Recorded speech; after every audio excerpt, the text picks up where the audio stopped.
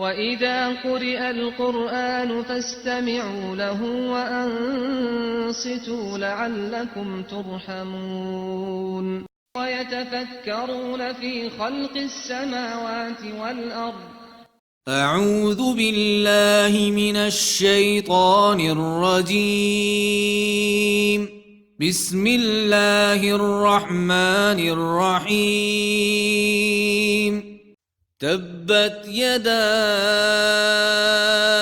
أبي لهب وتب ما أغنى عنه ماله وما كسب سيصلى نارا ذات لهب وامرأته حمالة الحطب في جيدها حبل من مسد.